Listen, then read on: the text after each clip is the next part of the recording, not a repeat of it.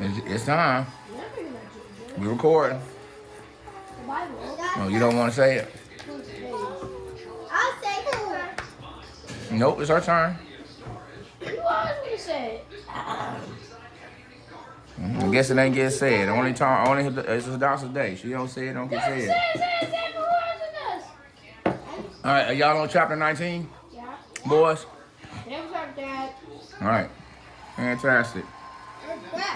Let's go. I didn't even notice this thing was on in the background. What background? All right. 18. We had covered we're going to 19. Remember we talked about a lot yesterday. We talked about temptation of sin that we had to get over. We talked about forgiveness. Huh? Can you do what? YouTube video. Watch yourself? No. About the Bible. Yes, that's literally what we're doing. We're talking about the Bible, and they are on YouTube, so y'all don't have to forget. Y'all forget, it's always here for you. Now, remember the big thing about yesterday. We have to forgive people, or God will not forgive us. Remember Hadassah? Verse 19. Now he's gonna talk. We got some talking about marriage. Now, when Joshua had finished these sayings, is after he told people that they need to forgive, he went away to Galilee and entered the region of Judea about beyond the Jordan, and a large crowd followed him, and he healed them there. The Pharisees came up to him and tested him, asking, "Is it lawful to divorce one's wife for any cause?" And he answered, "Have you not read that he who created them from the beginning made them male and female, and said, therefore a man shall leave their father and hold fast to his wife, and the two shall become one flesh. So no longer two, but one. What therefore God has joined together, let no man separate." All right, guys. So back to Genesis. Marriage, remember, represents the image of God. God is communicating to us through marriage. God says, when he looks at your mother and I, that he looks at us as one. Do you understand? That we are together as one. Boys and girls, when y'all get in relationships, in y'all's future, the goal is to be one. What does that look like? We're on the same page about what we're doing. You know what I'm saying? We are in agreement. We are one. You are my spouse and nobody else's. I am your spouse and no one else. Do you understand? And once you decide to get married, then you're locked in because you represent God in your marriage. And ideally, you're getting married, you will be reproducing. Do you understand? Now, Asher. Now, if y'all are not interested in reproducing and things like that, then do not get married. Ideally, you should get married and reproduce. Remember the promise, as many as the stars of the sky that Abraham had. You want to participate in that type of thing, boys and girls. All right? Hadassah, you filled with all the eggs you're going to ever have, and so is the poor. You know, and so those are the opportunities that you girls have to have babies. Boys, you keep producing seed. Ideally, y'all won't wait until y'all old to reproduce, because you miss out the benefits of what it has.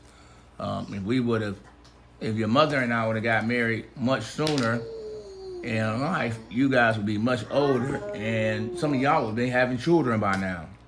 If we would have done it, like most of my friends who had kids during the time they should have been, they're all grandparents by now. You know, they're getting to see the generation, and that's a blessing. Listen to me, guys. That is a blessing. To see your face reproduced in another generation, that is a blessing. The more times that happens, the more God's favor has been with you. For example, Grandpa Lewis, guess how many grandkids Grandpa Lewis has? 2. There's more than 2 of y'all sitting at this table. 5. No. Nope. 6. No, no. More than 6. 7. More than 7. 8. 10. He has 10, and he has 2 great grandkids. So y'all have 7 cousins from your grandpa. He has 12, not counting us 3. He has 15 descendants. 15 people. And as these 15 people reproduce, they will come hundreds of people, thousands of people. You understand? That's the favor of the Lord, for real. You understand? A whole bunch of versions of yourself. All right, we can continue on. So, they said to him, why did Moses command one should give a certificate of divorce and send her away? Talking about marriage. He said to them, because the hardness of the heart, Moses allowed you to divorce your wives, but from the beginning it was not so. And I say to you, whoever divorces his wife except for sexual immorality and marries another commits adultery. Sexual immorality is when you have sex with someone else, called not your spouse. Okay? That's when you do something that can reproduce with someone called not your spouse. Now I says, hey, I put y'all 2 together, y'all reproduce. That's a blessing. But once you start trying to fool around with other people trying to reproduce, that is not a blessing. That's more of a curse. All right, let's keep going. And that is adultery. Verse 10. The disciples said to him, in such a case of a man with his wife, is it better not to marry? But he said to them, not everyone can receive the saying, but only him who is given. Zipporah. For there are eunuchs who have been so from birth, and there are eunuchs who have been made eunuchs by men. And there are eunuchs who have been made themselves eunuchs for the sake of the kingdom of heaven. Let one who is able to receive it, receive it. All right, here it is. God is saying, look, some of you are not going to be able to reproduce. Hopefully that's not any of you at this table. You understand? That's not necessarily a bad thing, is what he's saying. You know. And so if you don't reproduce, it's not necessarily a bad thing. People have a lot of reasons why they don't reproduce. Some don't reproduce because of what they believe about God, and they just want to work in the service of people in God. If that's the case, you don't reproduce. Okay? Because once you start having children, boys and girls, your job is to raise them and teach them God's ways above everything else, Apostle. What we're doing at the table is one of the most important things that a parent should be doing. Teaching God's ways to his kids. Love God, love your neighbor. Demetrius, Damien, Ezra, and Denise. We are supposed to be loving our neighbors. It's my job to teach y'all that. All right, these are God's ways. All right, verse 13. The children were brought to him. Now, at some point, people brought children to Joshua that he might lay his hands on them and pray. The disciples rebuked the people and said, but Joshua said, let the children come to me and do not hinder them, for such belongs to the kingdom of heaven. And he laid his hands on them and went away. Again, children are special, Asher. So we have to be wary of any type of decision or policy that tries to destroy children or hurt children. The enemy is always against children. And we live in a place that does not like children, hates children, in fact. Is that the world or is that the state? It's the culture that hates children. So yeah, I guess you could say the world.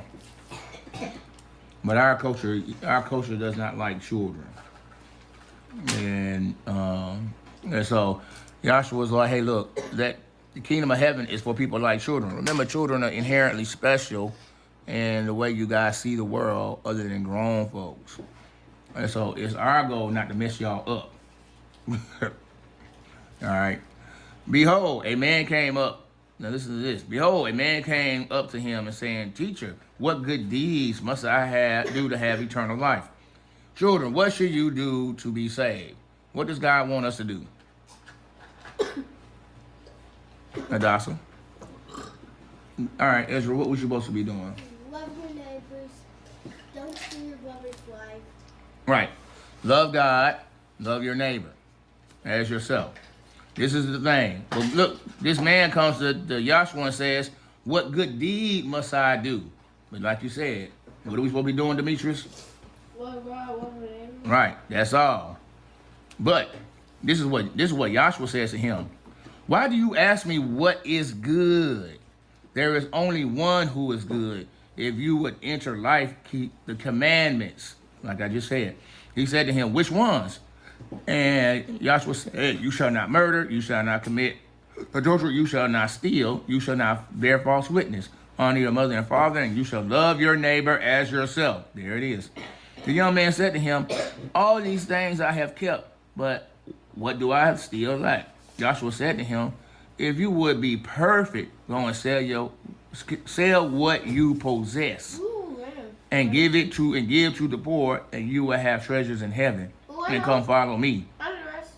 What's that? What's the rest? What'd he say? I know it, but Say it. you said you know the rest. You also know. Asher, you said it. Say it. What happens after this? So when he was walking, he was crying. I remember him crying. No, he wasn't crying. We're on verse 22. What happened to Demetrius? Do you remember the story? All right. I remember him crying. Yes. No, he was sad.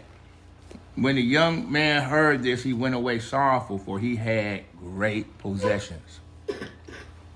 So, we're on verse 23.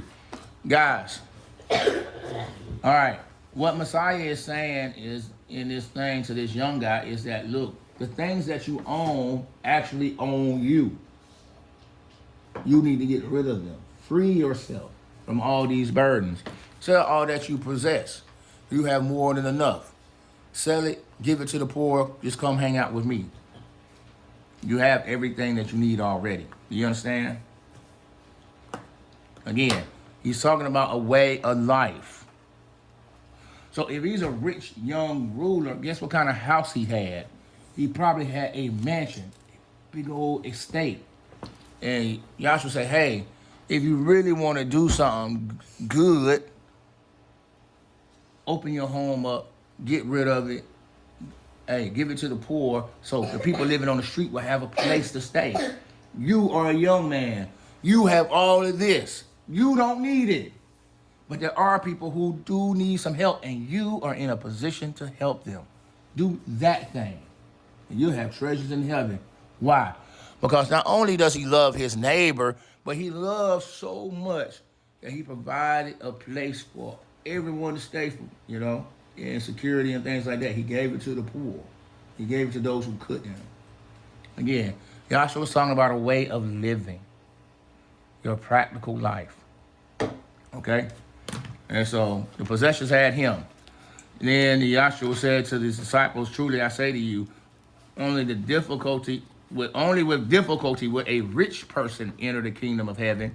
Again, I tell you, it is easier for a camel to go through an eye of a needle than for a rich person to enter the kingdom of heaven.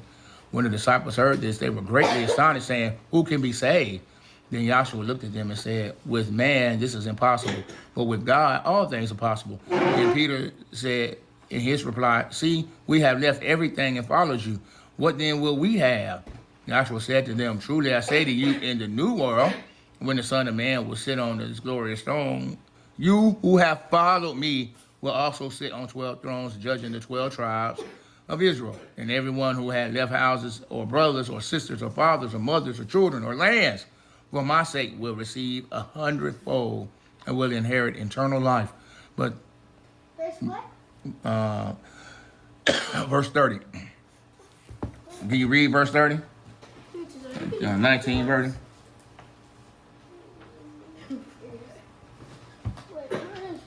But many verse 25 Wrong verse. are first will be last, and many who are last will be first. All right. Verse 20. All right. Now we're on 20. So listen to what he says. If you give up everything you have to follow God and be, again, I'm loving neighbor, I'm loving God, I treat people where I'm supposed to. If I give up all my stuff to do these things, but you might live in a place where you're not, where loving your neighbor is not advised or encouraged. and you might have to move around. But he's saying, God is saying, hey, look, if you give up all that you have on this earth right now, I'll give you way more in return. Do you understand? All right, chapter 20. See if we can get through 20. All right.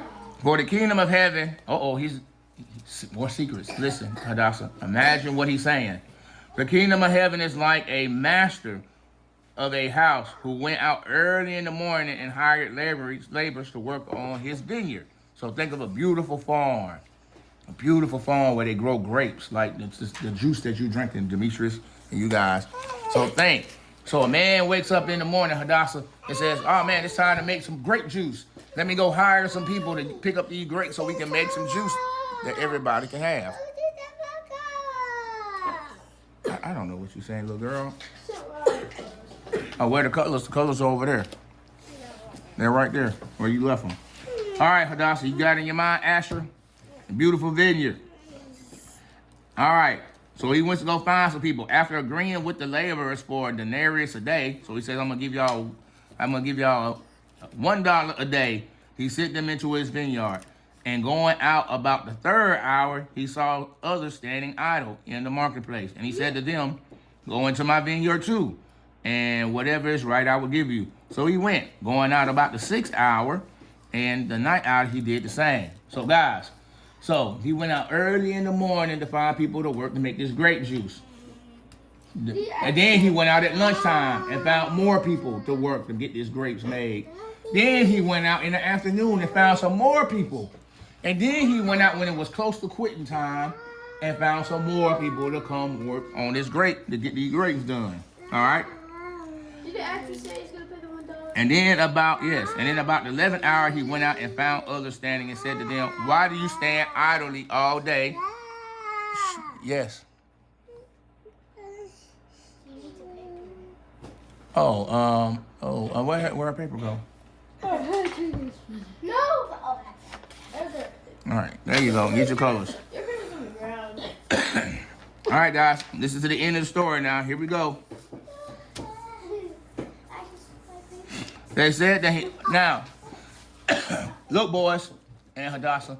So the master comes out. He sees some people. It's late in the day. And he says, why are y'all not working? And the people say, hey, nobody will give us a job. So these guys are like your dad. You know, he's looking for work. No one gave him looking for work. No one's giving him jobs. So, hold on, listen. Yeah. And so he said to them, go into the vineyard too. And when evening came, the owner of the vineyard said to the foreman, call all the laborers and pay them the wages, beginning with the last up to the first. Do you hear that? So the people who showed up at the end of the day got paid first. Do you hear me? Imagine you've been working all day, and then somebody who just showed up is going to get paid the same thing, and they ain't worked but 30 minutes. You've been working for 10 hours. No, isn't that actually... You said it's not fair? I still said that. No, isn't it 24 hours? All right, listen. So what do you think is going to happen now? And so you're going to pay the people who showed up last first. And when those hired in the 11th hour came, each of them received the same dollar. And when those who were fired first came, they thought they would receive more, but they also received $1. And on receiving it, they grumbled. They were mad at the master, saying, these last worked only 1 hour, and you have made them equal to us, who was born the burden of the day in the scorching heat. They worked. But he replied to them, friend, I am doing you no wrong. Did you not agree to work with me for $1? Take what belongs to you and go. I chose to give the last worker as I give to you. Am I not allowed to do what I choose with what belongs to me? Or do you begrudge my generosity?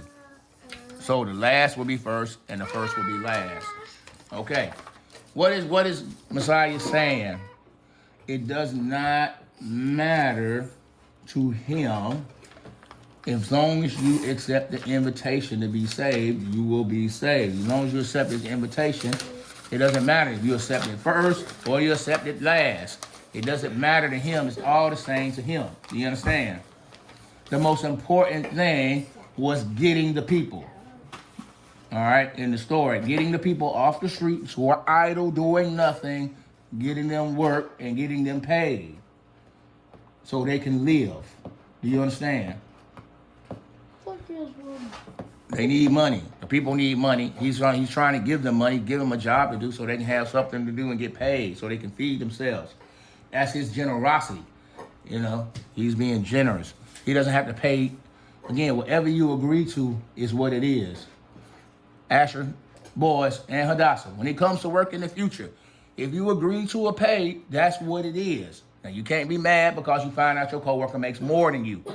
No, if he makes more than you, you should have negotiated better. You need to say like, hey, I need some more money. Hey, I should have. You need to ask for what it's worth up top. And so, You did but what? ask for it up top? Right, I do, because you have to agree. And once you agree, that's what it is. You can't be mad when you find out somebody got more than you, because you agreed to what you agreed to. You should be content with that. So, verse 17. And Joshua was going up to Jerusalem, and he took 12 disciples aside and on the way and said to them, see, we are going to Jerusalem, where the Son of Man will be delivered over to the chief priests and scribes, and they will condemn him to death, and deliver him over to the Gentiles to be mocked and flogged and crucified, and he will be raised on the third day. Again, Joshua saying again, they're going to kill me.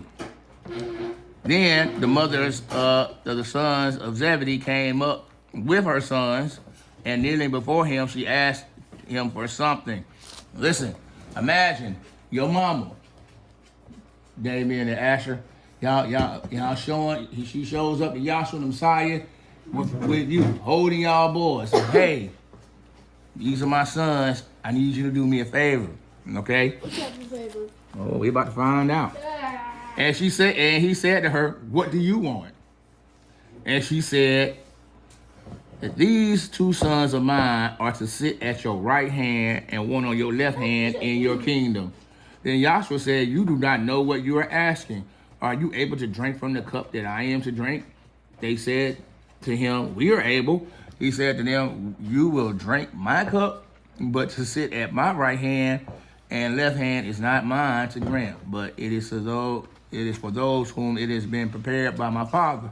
And when the 10 heard it, they were indignant at the two brothers. So now they're about to start fighting. They're mad because they asked for seats of honor. They said, hey, Joshua, when you go to your kingdom, hey, we want to sit next to you. We want to sit, you sit on your throne. I want to sit, hey, Demetrius, he can sit on the right, and I can sit on the left. And we can sit up there together, and we can rule together. And Joshua's like, hey, man, it don't work that way. I don't assign the seats here.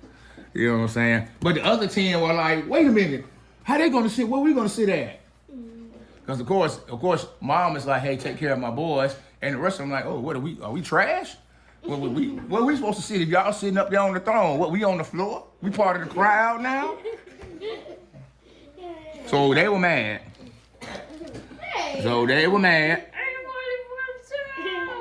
But Joshua called, hey, look, they were mad, and Joshua called them to him and said, you know that the rulers, listen to this. Hey, and this is the reality of the world about people who are in charge, all right? People who have authority over men usually exercise it wickedly. They like to use their power to take advantage of people for their own personal gains. All right, you're going to see that in all aspects of life, from the government, in that White House, all the way down to your job.